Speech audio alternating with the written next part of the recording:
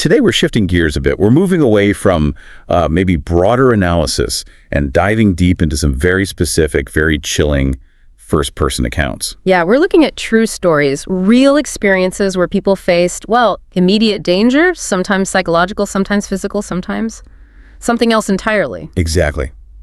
These are tales of paranoia, of threats hiding where you least expect them, unseen dangers. And these narratives come directly from survivors or witnesses, people who experience things that just defy easy explanation, things that challenge our sense of security. Our goal here is really to bring these frightening accounts into the light, to sort of honor these experiences. And maybe understand a bit more about vulnerability, survival, and how thin that line between normal life and sheer terror can be. Okay, so let's start with one that really undermines that fundamental feeling of safety.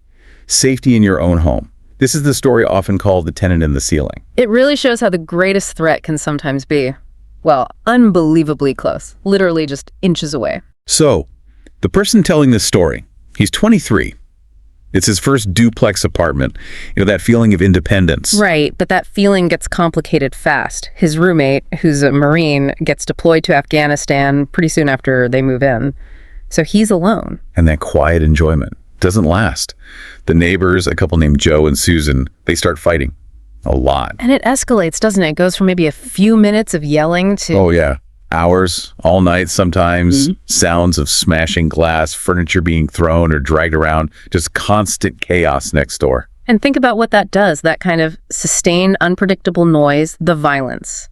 It creates this baseline of stress, heightened anxiety. He specifically mentioned it made his sleep paralysis worse. He started having constant cold sweats. It wasn't just annoying noise, it was affecting him physically, psychologically. Absolutely. His body, his mind were already sort of primed for danger, for hypervigilance, even before the direct confrontation happened. And that confrontation, it was intense. One night, about 3 a.m., Joe throws a TV through their side door. The narrator calls 911. Okay, so the police get involved. Joe's arrested. Yeah, but he bonds out almost immediately. Like, less than 24 hours later, he's back. And he goes straight to the narrator's door, pounding on it. And he's not empty-handed. No. He's got a large kitchen knife, just standing there. Terrifying. Yeah. But the narrator, he was ready. He was. He said he'd sort of anticipated something like this. He had an AR-15, and he pointed it right at Joe's chest. Wow. So a direct standoff. Yeah. Joe eventually backed down, retreated. But as he left, he threw out this chilling line. You had to sleep sometime. Ugh. That specific threat, targeting vulnerability, that's psychological warfare right there. Totally. The police searched, but Joe was gone, vanished. And the domestic violence next door stopped completely. Quiet for months. But the narrator's unease didn't stop. He still heard things. He did. Movement overhead, like a dragging sound. Yeah. He tried to rationalize it. Maybe Susan was moving furniture, even though she told him Joe was long gone. And the sleep paralysis continued. Yeah. Severe. And crucially, every single time, he saw the same dark figure standing right at the foot of his bed. But he dismissed it. He thought it was just part of the sleep paralysis, a hallucination brought on by all the stress. Yeah, exactly. The brain trying to make sense of it, right? Yeah. He assumed the threat was internal now, purely psychological, because Joe wasn't physically there. Or so he thought. Until the roommate came back from deployment. Right. The Marine returns. One night, he hears the noises too. Doesn't hesitate. Grabs his service weapon. Starts methodically clearing the house. And where does it lead him? Straight to the narrator's bedroom. It's about 2 a.m. Yeah. He opens the door, and he sees Joe. Not a hallucination. Joe is standing over the narrator's bed, knife in hand, just watching him sleep. Oh my God. The Marine reacts instantly, shoots Joe in the right shoulder, neutralizes the threat. So the figure, it was real all along. It was. The police investigation found it. There was a hidden crawl space access in the narrator's own closet. It led up into the shared attic space of the duplex. So the dragging noises. That was Joe, crawling through the attic, positioning himself directly above the narrator's bedroom. He was using the attic as his hideout, not just from Susan or the police, but specifically to access the narrator's side. Which means the hallucination, the dark figure he saw during sleep paralysis. It was Joe, standing there, watching him sleep almost every night, using that architectural blind spot, that vulnerability. Waiting for his moment, just like he threatened. Yeah. And the narrator said, the moment Joe was arrested and taken away for good, the hallucinations, that specific dark figure, It never appeared again. That is deeply disturbing. The violation of safety in your own bed by someone you thought was gone, dismissed as a figment of your stressed mind. Wow. Okay, let's shift environments now. From that intense, claustrophobic home invasion scenario to something quite different. The supposed safety of a large public space. Right, we often think there's safety in numbers. A big crowd means witnesses, protection. But this next story really challenges that assumption. It highlights what you call the paradox of the distracted crowd. Exactly. When everyone's attention is focused elsewhere on a show, an event, a predator can actually use the crowd as cover. It makes a large space feel oddly deserted for someone with bad intentions. This account is from someone who experienced this as a child. He was about 9 or 10 years old, traveling with his parents in Spain. They were at the Port Aventura amusement park. Okay. He needed to use the bathroom, and he went alone. It was located near the park's lake, right as this big nighttime light and music show was about to begin. Crowds gathering everywhere. Felt already a bit isolated, heading off on his own just as the main event is starting. Yeah, and inside the bathroom, he said the atmosphere immediately felt off. He saw a man maybe in his 30s, gray hoodie, worn out jeans, these sort of leather military-style boots. The man was alone, seemed very alert, and was just staring at him. Instant red flag for the kid, that feeling of being watched, singled out. His instinct kicked in. He went into the very last stall, which happened to be directly across from where the man was standing at a urinal. Smart kid, trying to keep an eye on the situation. And he noticed the man's boots. They stayed there, visible under the stall door, for maybe 2 or 3 minutes.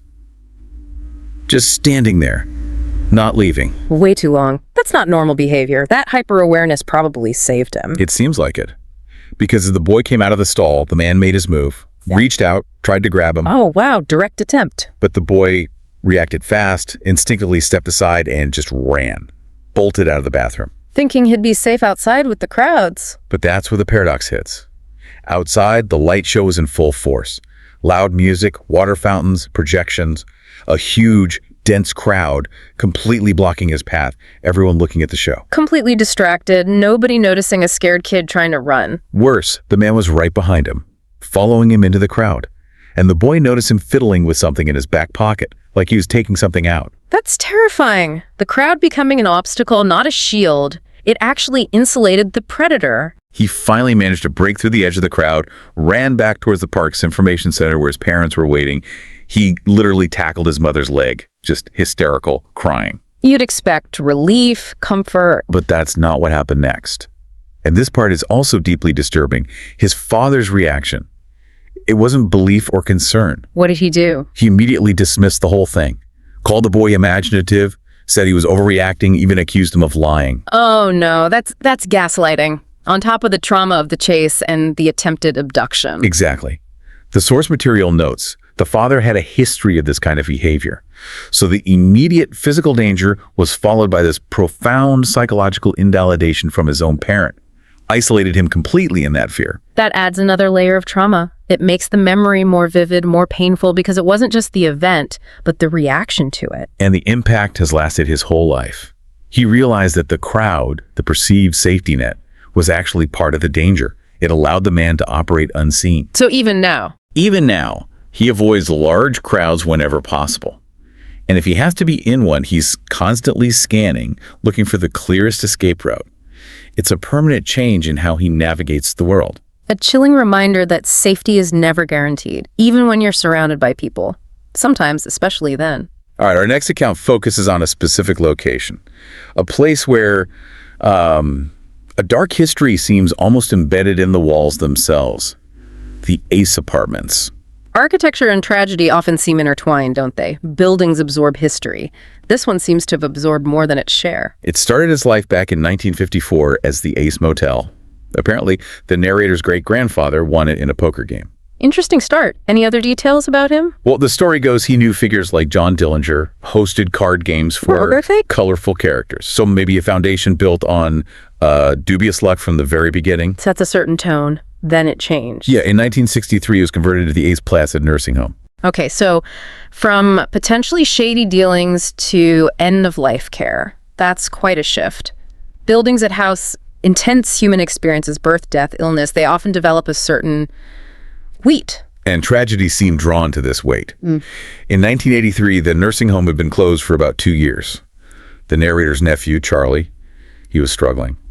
Problems at home, failing school. Right. He committed suicide in the abandoned nursing home building, hanged himself from an industrial sprinkler pipe. Oh, that's awful. How was he found? His uncle, the father's twin brother, found him and cut him down.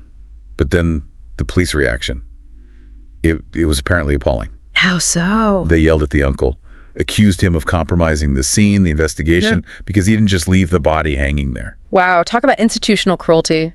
In that moment of absolute shock and grief for the family, to be met with bureaucratic anger, that's adding trauma upon trauma. Definitely. It just deepens the darkness associated with the place. And afterwards, some family members reported seeing things. Yes. Seeing Charlie's ghost around the property. Not surprising, given the circumstances.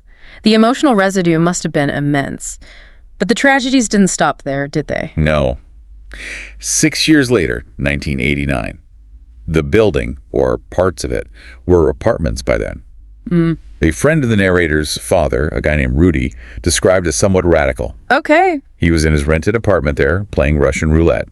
Apparently, he often did, believing the gun was always empty. A dangerous game, obviously. This time, it wasn't empty. He pulled the trigger. Killed himself instantly. Oh, man. Yeah. Right there in the apartment. Yeah. And the narrator's father found him. Described sitting there, covered in Rudy's blood, trying futilely to stop the bleeding from a massive head wound. He made sure not to touch the gun itself. It's just wave after wave of violent death connected to this place. It's relentless. It really is. But the story shifts again into something more inexplicable. This happens in the 1990s. Okay. The narrator's cousin, Jenny, is living in one of the apartments while the father is away. Her friend, Kate, comes over to pick her up one evening. Kate takes about 10 minutes longer than expected to actually come upstairs to Jenny's apartment. Jesse asks her what took so long. And Kate's explanation. Kate says she stopped downstairs. She met a nice lady in the Japanese room, apparently a themed room on the lower level. She thought this lady was a new guest of the narrator's father. A new guest? Yeah. Kate said they chatted, and the lady offered her a drink of sake, which Kate accepted. Kate even mentioned hearing the heavy steel shutter at the front of that room roll up, assuming the lady opened it. Okay, but Jenny... Jenny knew immediately something was wrong. Nobody else was supposed to be there. The house was basically empty besides her. So they went to check. They rushed downstairs to the Japanese room. It was pitch dark, completely empty. No lady, no sake bottle. And the shutter, the one Kate heard roll up. It was down, locked tight, heavy steel. No way Kate could have mistaken that. That is genuinely creepy. A phantom encounter in a locked room. It gets worse. There's a tragic postscript to the specific incident. What happened to Kate? Just a few months after that night, Kate died. Car accident. On her birthday. Oh, that's horrible. Adds such a dark layer to the sake ghost story. It really does. And the narrator brings up this interesting, almost mythological comparison, thinking about Hades and Persephone, and how eating the pomegranate seeds bound Persephone to the underworld. So the idea is, did drinking that phantom sake in that room that felt momentarily like another place somehow tie Kate to the building's fate, to its tragic energy? It's a provocative thought, isn't it? Whether it was a coincidence or if that encounter in the Japanese room was some kind of supernatural omen binding her to the building's legacy of premature death. It definitely leaves you wondering. That building holds so much. Violence, grief, and maybe something truly paranormal. Okay, we've covered threats inside the home, in public crowds, and tied to the history of a place. Our last story brings the terror into the digital age. Yeah, this one demonstrates powerfully that you don't need physical proximity or even ghosts for someone to inflict real, lasting horror. All it takes is an internet connection and malicious intent. This is an account of a 9-month-long cyber-stalking ordeal. It started relatively small, didn't it? Almost insignificantly, yeah. The narrator, the person telling the story, simply declined to engage further with someone on the messaging app Kik, a user named Izzy. Who is Izzy? Apparently a young man, maybe 19 or 20, from Brampton, Ontario, in Canada. He claimed to have borderline personality disorder, BPD, and was asking the narrator for advice or interaction. And the narrator just disengaged. Right, a simple boundary. But that refusal seemed to trigger something in Izzy. The source describes it as him developing a diluted attraction. Diluted attraction. What does that mean here? It sounds like an unhealthy fixation, not based on reality, but on some internal fantasy, fueled by that initial rejection and maybe his own instability. And it turned nasty very quickly. How so? He started harassing the narrator, sending unsolicited, explicit photos of other people, women and girls, making direct threats like, "I'd find you and jump you." So escalating from unwanted attention to outright threats of violence. Yes. And then came the digital invasion. Izzy somehow found the narrator's Instagram account, even though it wasn't linked anywhere to their Kick profile. That takes effort. That's calculated searching, not just random stumbling. Definitely. And then he used it. He sent the narrator a poorly photoshopped nude image of the narrator. And the demand was clear. Send photos of your feet, or this fake nude gets sent to everyone on your Facebook friends list. Pure extortion, using digital manipulation for psychological terror and control. And this went on for 9 months.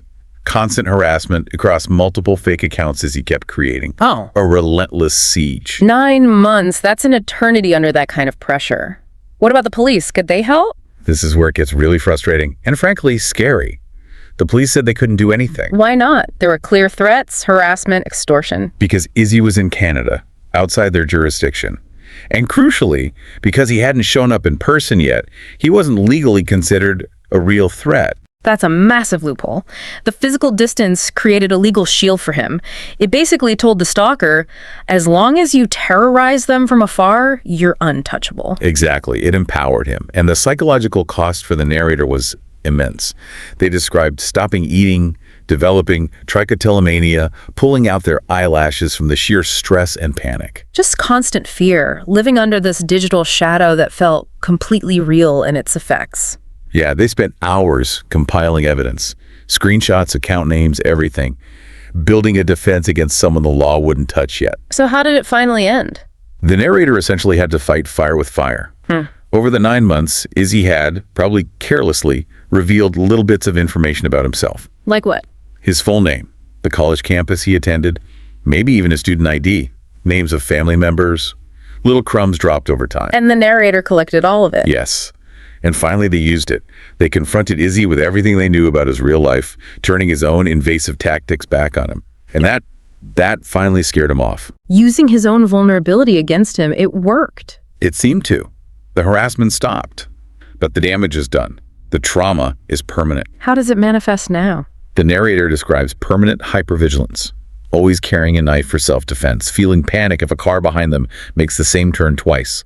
Just this constant lingering fear of being attacked, stemming entirely from that prolonged digital invasion. It shows how deeply cyberstalking can wound someone, blurring the lines between online threats and real-world fear. A truly modern horror. Hashtag outro. So we've journeyed through some incredibly unsettling territory today, from an unseen threat living literally in the ceiling, To a predator using a crowd's distraction as cover. to a building seemingly saturated with tragedy and maybe something more. And finally, the profound psychological damage inflicted by a stalker hiding behind a screen in jurisdictional lines. The common thread, I think, is that betrayal of safety. Finding extreme danger in places or situations we assume are secure, our homes, public spaces, even online interactions. It really makes you think, doesn't it? What's ultimately more terrifying? Is it the things we easily dismiss, the shadows we attribute to stress, the ghosts of old stories? Or is it the chilling fact that real, calculated threats so often wear mundane disguises, hiding behind a neighbor's wall, a bathroom door, a locked room, or just a username in a chat app? The mundane becoming the monstrous. Stay alert out there, stay safe. And maybe keep in mind that true horror doesn't always announce itself loudly. Sometimes it whispers from the attic or hides in plain sight. Thank you for joining us for this unsettling deep dive today. Yeah. If these stories resonated and you want to support the work we do here at Horror Docx in bringing these accounts to light, We'd really appreciate it if you could press the like button. share this deep dive with others who you think need to hear these truths, and please subscribe to our channel, Horror Docx. We promise to be back soon with another chilling account from the edge of reality. Stay safe.